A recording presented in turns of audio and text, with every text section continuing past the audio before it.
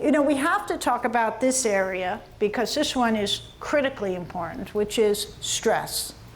And Hans Selye says stress can be defined as a state one experiences when there is a mismatch between perceived demands and our perceived ability to cope. Right? Why is stress important? This is what I've learned in 20 years of practice. If people are stressed out, they're going to go home and do what? Eat, drink. Right? This is not the person that says, oh, I'm going to make Dr. Guarneri's green smoothie with protein tonight. Right? So we have to always ask the question, what's driving the train? Most people know what to do.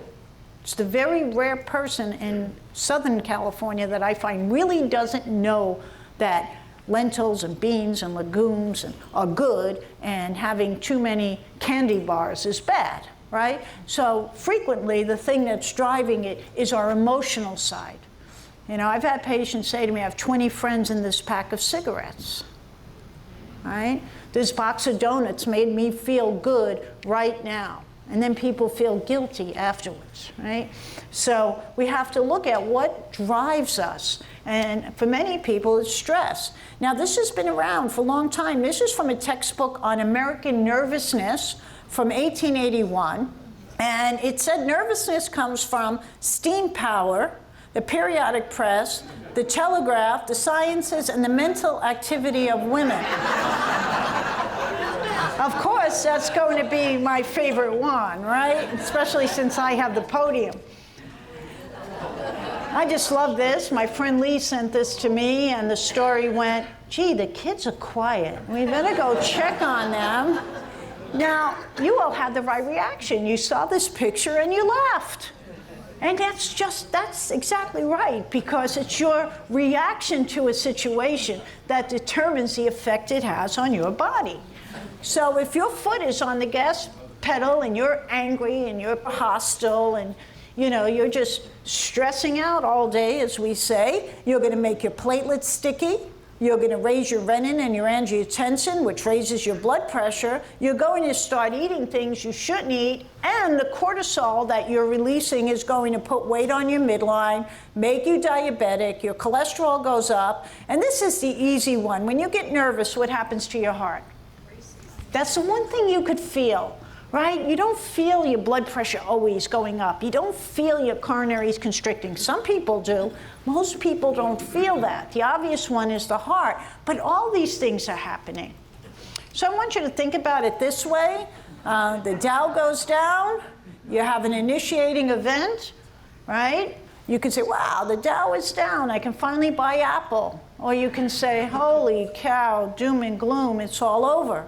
It's our response and our perception that has the effect, right? We have to change our response and our perception. And we have to know who we are. Are you the person with the glass half full, or are you the person with the glass half empty?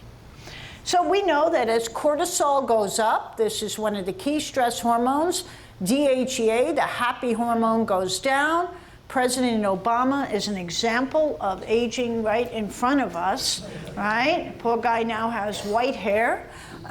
We know that this leads to accelerated aging. So look at what happens when cortisol's high.